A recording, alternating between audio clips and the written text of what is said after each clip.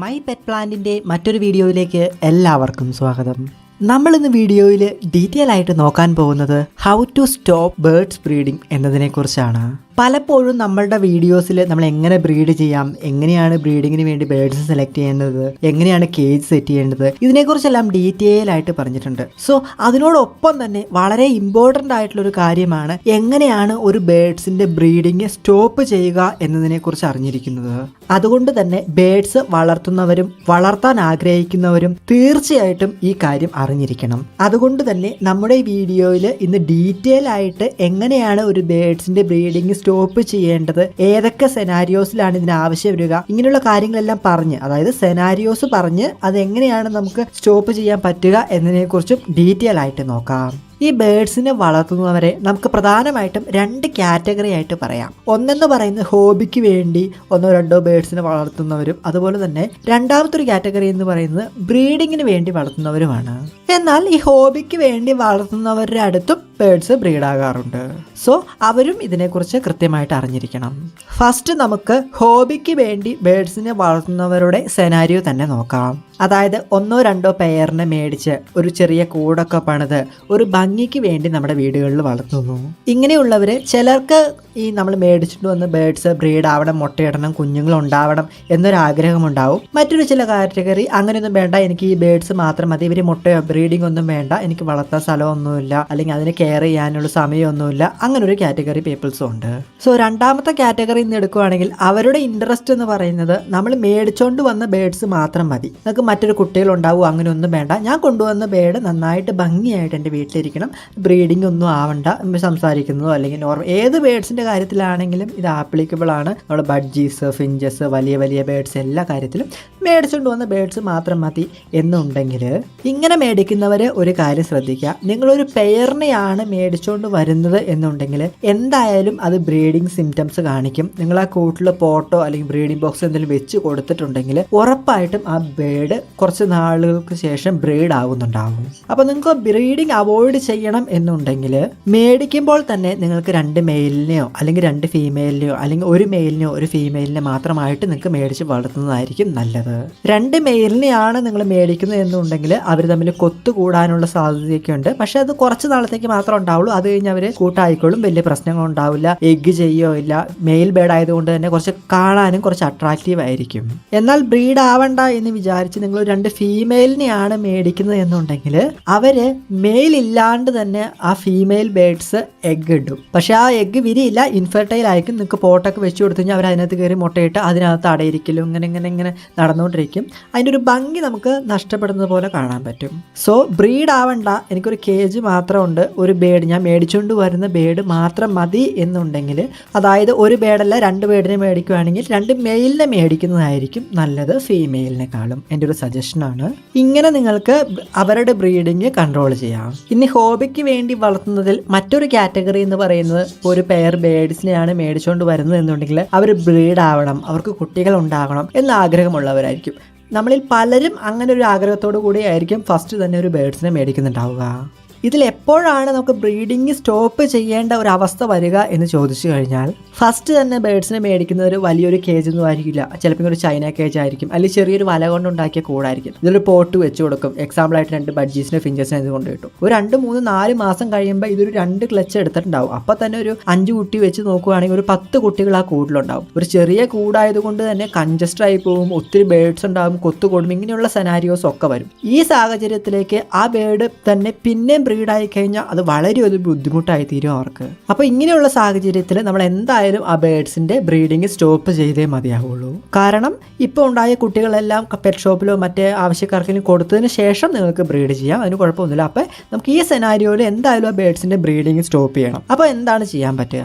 ഈ സാഹചര്യത്തിൽ നിങ്ങൾക്ക് സിമ്പിളായിട്ട് ചെയ്യാൻ പറ്റുന്ന ഒരു കാര്യമെന്ന് പറയുന്നത് നിങ്ങൾ ആ കേജിൽ വെച്ചിരിക്കുന്ന പോട്ടോ ബ്രീഡിംഗ് ബോക്സോ എടുത്ത് മാറ്റുക എന്നുള്ളതാണ്. അത് മാറ്റിക്കഴിഞ്ഞാൽ പിന്നെ അവർക്ക് മുട്ട ഇടാനുള്ള അതിനുള്ള സ്പേസ് ഇല്ല, അവർ പിന്നെ ബ്രീഡ് ആവില്ല എന്ന് പറയുമ്പോൾ നിങ്ങളൊരു കാര്യം ശ്രദ്ധിക്കണം. അവർ ചിലപ്പോൾ മുട്ട ഇടാനുള്ള സാധ്യതയുണ്ട്. കാരണം പോട്ട് മാത്രം നമ്മൾ എടുത്ത് മാറ്റിയിട്ടുള്ളൂ. മെയിലും ഫീമെയിലും ബേഡ്സ് ആ കേജിൽ തന്നെയുണ്ട്. അവർ മേറ്റ് ചെയ്യാം, ഫീമെയിൽ ബേഡ് എഗ് ഇടാം. പക്ഷെ നിലത്തിടുന്നതുകൊണ്ട് തന്നെ ആ മുട്ട ഒരു ഇൻക്യുബേഷനിലേക്ക് ഒന്നും പോകില്ല, നിലത്ത് വീണ് പൊട്ടിപ്പോകുന്നുണ്ടാവുള്ളൂ. പക്ഷെ നമ്മൾ ഈ ബേഡ്സിന്റെ ബ്രീഡിങ് സ്റ്റോപ്പ് ചെയ്യുന്നതിന്റെ ഒരു പ്രധാന കാരണം എന്ന് പറയുന്നത് അവർ മുട്ട ഇടരുത്, അവരുടെ ഹെൽത്ത് കുറച്ചുകൂടി ഇമ്പ്രൂവ് ആവണം എന്നൊരു ഉദ്ദേശത്തോടു കൂടി ആയിരിക്കും. അപ്പോൾ ഇങ്ങനൊരു മുട്ട ഇടുന്ന ഒരു ബേഡ് ഒരു ബിഹേവിയർ കാണിക്കും. ചില ബേഡ്സ് നമ്മൾ പോട്ട് എടുത്ത് മാറ്റിക്കഴിഞ്ഞാൽ പിന്നെ ഒരു മേറ്റ് ചെയ്യുകയോ മുട്ടയിടുകയും ചെയ്യില്ല. ചില ബേഡ്സ് ഇങ്ങനെ മുട്ടയിടാനുള്ള സാധ്യതയുണ്ട്. അങ്ങനെ ഒരു മെയിൽ ഫീമെയിൽ ബേഡ് ആണെങ്കിൽ നിങ്ങളൊരു സെപ്പറേറ്റ് കേജിലെ മെയിലും ഫീമെയിലും മാറ്റി നിർത്തുന്നതായിരിക്കും എപ്പോഴും നല്ലത്. അങ്ങനെ നിർത്തുമ്പോൾ ഒരു ഗുണം എന്താണെന്ന് വെച്ച് കഴിഞ്ഞാൽ ഫീമെയിലും മെയിലും മേറ്റ് ചെയ്യാനോ മുട്ടയിടാനോ ഒരു ടെൻഡൻസി ഉണ്ടാവില്ല.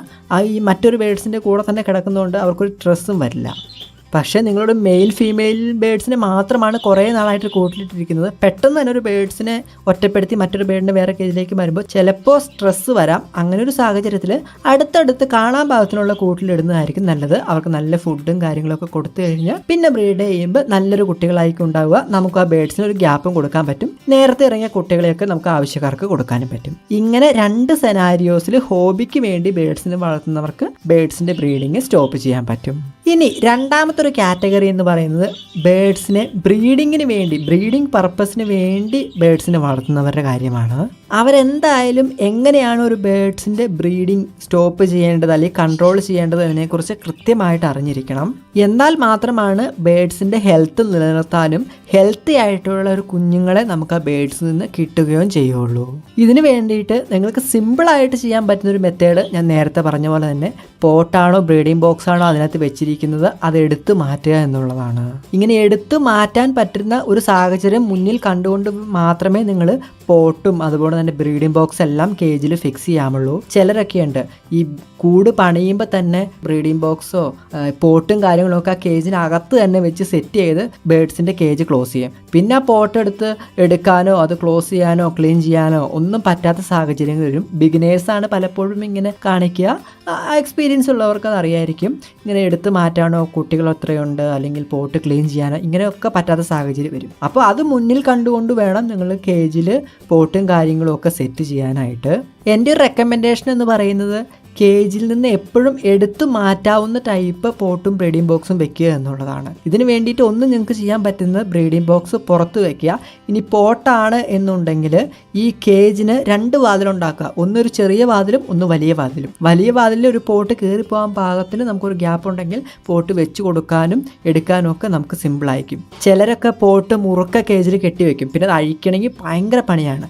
അതിനു വേണ്ടി തന്നെ ഡെഡിക്കേറ്റഡ് ആയിട്ട് വീഡിയോ നമ്മുടെ ചാനലിൽ ഇട്ടിട്ടുണ്ട്. എങ്ങനെയാണ് സിമ്പിളായിട്ട് പോട്ട് കൊളുത്തിയിടാൻ പാകത്തിന് ഫിക്സ് ചെയ്യുക എന്നതിനെക്കുറിച്ച്.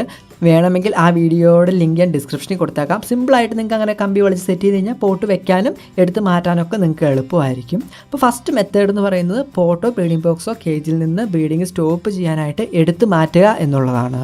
ഇനി രണ്ടാമത്തെ ഒരു മെത്തേഡ് എന്ന് പറയുന്നത് ഇപ്പോൾ 1-2 ക്ലച്ച് ഒരു പെയറിൽ നിന്ന് എടുത്തു കഴിഞ്ഞാൽ അവരെ ഫ്ലൈയിങ് കേജിലേക്ക് മാറ്റുക എന്നുള്ളതാണ്.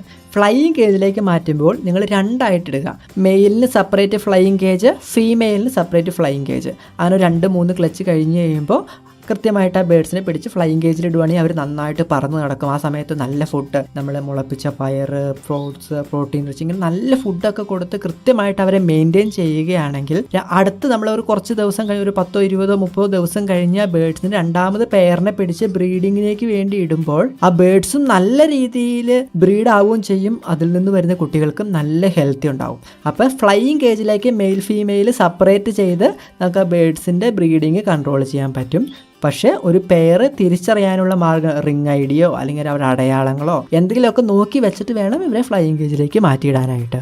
പല ഫാമുകളിലും ഞാൻ ചെന്ന് കഴിഞ്ഞപ്പോൾ എല്ലായിടത്തും ഇങ്ങനെ ഒരു ഫ്ലൈയിങ് കേജിൻ്റെ സെറ്റപ്പ് നമ്മൾ കണ്ടിട്ടുണ്ട്. സോ ബ്രീഡിങ്ങിന് വേണ്ടി തുടക്കക്കാർക്കോ അങ്ങനെയുള്ളവർക്ക് ഇത് ഒരു ട്രൈ ചെയ്യാവുന്ന ഒരു മെത്തേഡാണ്. ഇനി അടുത്തൊരു സെനാരിയോ എന്ന് പറയുന്നത് നിങ്ങൾക്ക് സെപ്പറേറ്റ് കേജോ അങ്ങനെയൊന്നുമില്ല, എല്ലാം ഇൻഡിവിജ്വൽ കേജാണ്, പക്ഷേ എനിക്ക് മാറ്റിയിടാൻ കേജൊന്നുമില്ല, ഇങ്ങനെയൊക്കെയാണ് സാഹചര്യം എന്നുണ്ടെങ്കിൽ ഞാൻ ഫസ്റ്റ് പറഞ്ഞതുപോലെ കേജിൽ നിന്ന് പോട്ടെടുത്ത് മാറ്റുക. മെയിൽ ഫീമെയിൽ ഒരു കേജിലായും കിടക്കുന്നുണ്ടാവുക. ഈ സമയത്ത് ഫീമെയിൽ എഗ് ഇടാനുള്ള സാധ്യത കൂടുതലാണ്. പക്ഷേ അത് ഇൻക്യുബേഷനിലേക്കൊന്നും പോകുന്നുണ്ടാവില്ല. അതുകൊണ്ട് തന്നെ വിരിയാനുള്ള സാധ്യത കുറവാണ്. അതുമാത്രമല്ല എഗ് ഇടാണ്ടിരിക്കാനാണ് പലപ്പോഴും നമ്മൾ ബ്രീഡിങ് സ്റ്റോപ്പ് ചെയ്യുന്നത്. ഈ എഗ് ഇടാനുള്ള സിംറ്റംസ് പോട്ടില്ലാത്ത സമയത്ത് പല ബേഡ്സും കാണിക്കാനില്ല, എന്നാൽ റെയർ ആയിട്ട് ബേഡ്സ് കാണിക്കാറുണ്ട്. ഈ അങ്ങനെയുള്ള ബേഡ്സിന് ഉള്ള പ്രോട്ടീനായിട്ടോ വിറ്റാമിൻ അങ്ങനെ റിലേറ്റഡ് ആയിട്ട് ബ്രീഡിങ് സിംറ്റംസ് കാണിക്കുന്ന ഫുഡുകൾ ഒഴിവാക്കുക. നോർമലായിട്ട് റൈസ് സീഡ്, തേന അങ്ങനെയുള്ളതൊക്കെ നോർമൽ ഫുഡ് മാത്രം കൊടുക്കുക. ഹൈ പ്രോട്ടീൻ റിച്ച് ആയിട്ടുള്ള ഫുഡ് കൊടുക്കാണ്ടിരിക്കുകയാണെങ്കിൽ ബ്രീഡിങ് സിംറ്റംസ് കുറച്ച് കുറയും. ഒരു 10-20 ദിവസം കഴിഞ്ഞതിന് ശേഷം ബ്രീഡിംഗ് ബോക്സ് വെച്ച് കൊടുത്ത് നല്ല ഫുഡ് കൊടുത്ത് ബാക്കപ്പ് ചെയ്ത് നമുക്ക് ബ്രീഡിങ്ങിലേക്ക് കൊണ്ടുവരാൻ പറ്റും. ഇങ്ങനെയുള്ള ചെറിയ ചെറിയ ടിപ്പൊക്കെ ഉപയോഗിച്ച് നിങ്ങൾക്ക് ബേഡ്സിൻ്റെ ബ്രീഡിങ് സ്റ്റോപ്പ് ചെയ്ത് അവരെ ബ്രീഡ് ചെയ്യാവുന്നതാണ്.